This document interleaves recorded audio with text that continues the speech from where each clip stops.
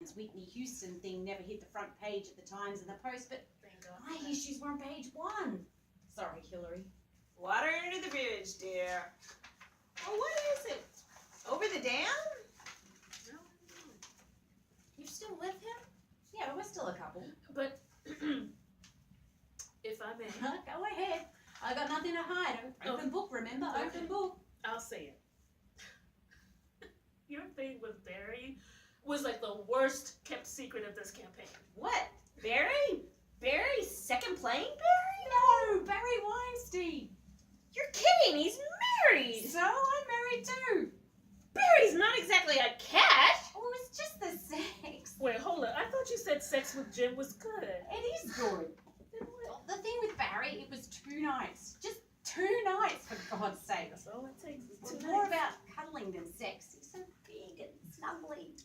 Well, it gets lonely out there here on the campaign trail, as you gals know. Oh, I know that. Hillary, haven't you checked into a hotel room in some godforsaken city after a grueling day of campaigning and just long to have Bill take you into his arms, not knowing where he might be? Seems like he spent all spring abroad.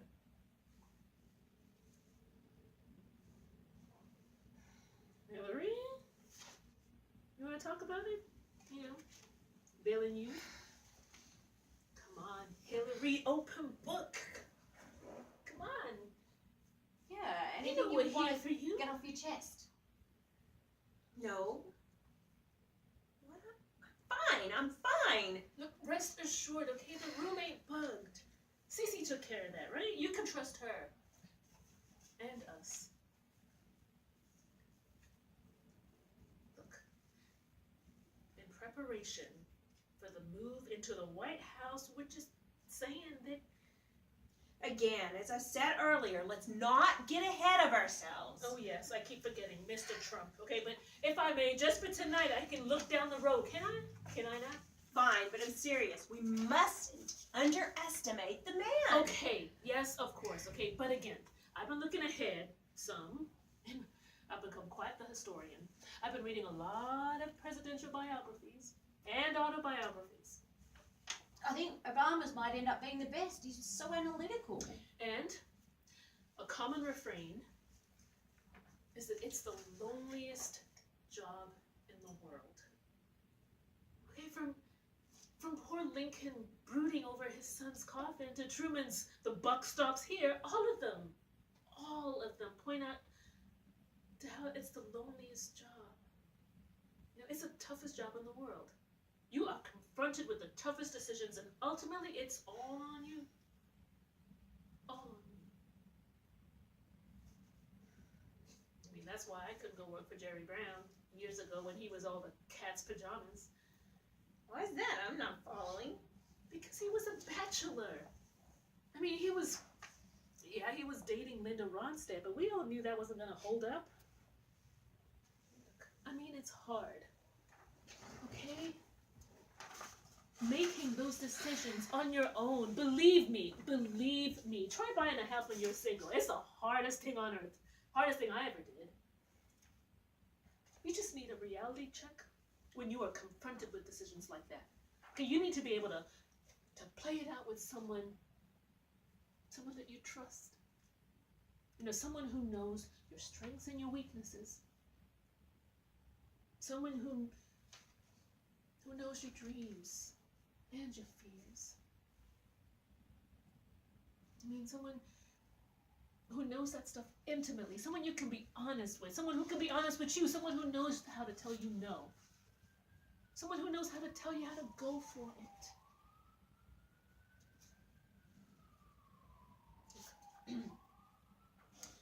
I'm gonna say, okay, just hear me out on this.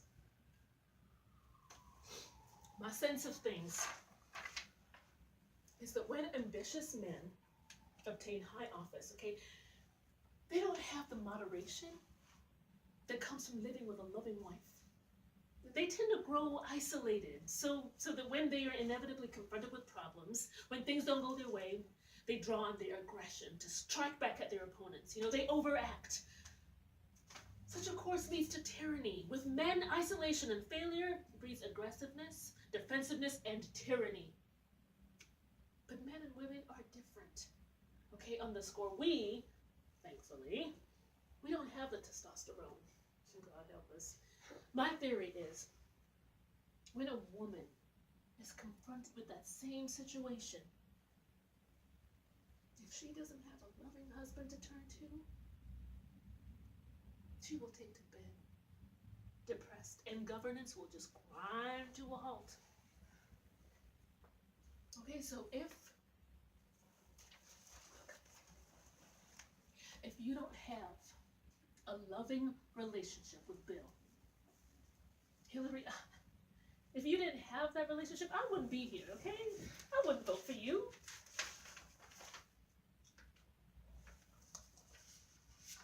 You do have that with Bill, don't you? I mean, I know he's away a lot. As a woman, that would drive me nuts. I really miss the snuggle time. Believe me, I really do as a single woman. Sometimes I miss Desmond so much because of that. I would take him back. But you, at least, you can get Bill on the horn anytime you want, can't you? Right? You always know how to get in touch with him, right? Otherwise, I worry about you, Hillary. I really do. I am scared. I'm scared about you being utterly alone, confronted with the world's most difficult problems. I fear for you.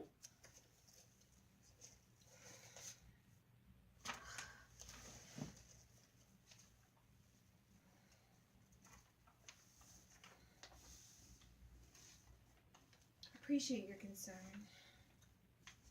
And I must say I have given some thought to this already. Oh, good. But you're giving me much more food for thought. Because above all, okay, I want us to run a serious campaign against Trump. I don't want to have to cross my fingers when I make statements to the press representing Hillary. Rest assured, we will be running an honest Just hold up. campaign. But even tomorrow, okay, even tomorrow, when Hillary and Bill come out in front of that curtain holding hands to accept the accolades of the convention, I don't want that. I do not want that if it is not the reality. I do not want it if it's a Larry Craig moment. A Larry Craig moment. You remember how we were all yelling at the screen as Craig when he gave his victory speech for winning the third term in the U.S. Senate? He was up there sitting at the podium with that big ass bony smile on his face, with his wife and his 3 kids and his 9 grandchildren, right? Looking up at the senator with the fixed smiles on their face. And you just knew that senator had not fucked his wife in years. Their kids were adopted. I mean, it was all a big ruse, okay? Everyone in Washington knew he was a freaking closeted gay man. He co-sponsors anti-gay legislation, and yet he gets his dick sucked in men's rooms from coast to coast. We should have outed that phony ass long before he got caught red-handed in a freaking Minneapolis public toilet. I don't see any connection with what we are doing in this Clinton campaign. Here is the connection, okay? Because Hillary, if you can tell me, you tell me if I'm wrong, okay? But if she is not sleeping with Bill, if her marriage is just a marriage of convenience, if she stayed with him just so that they would maintain an unholy political alliance whose sole purpose was to get them back in the White House, I don't want no part of that hypocrisy of them standing before the country pretending to be a happy, loving, married-ass fucking couple. You know, I think that this line of inquiry has gone on long enough. No, let her continue. Obviously, she needs to get this out of her system. Hillary, you tell me if I'm wrong. Okay, maybe I got this all wrong. No fucking inquiry. I'm not prying into for some salacious reason. Hillary, do you sleep with your husband? It's like watching a train wreck and... Because I hope you are. Okay? I hope you are. I hope you are sleeping with your husband. I hope you can go to him for comfort in the dark days ahead. Otherwise, I fear for you. You will be utterly bereft of meaningful solace as you take on the loneliest, hear me girl, the loneliest job in the world. I fear for you.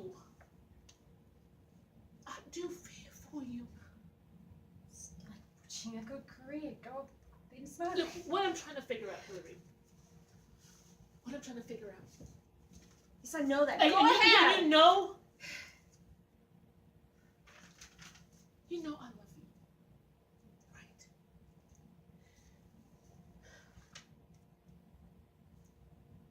What I'm trying to figure out is which Reese Witherspoon are you? Okay? Are you the Reese in Wild who hit bottom and got out of her failed marriage and then took a long, hard look at herself? Or are you the Reese in Election who would do anything to advance herself politically? At the bottom, I'm asking whether your marriage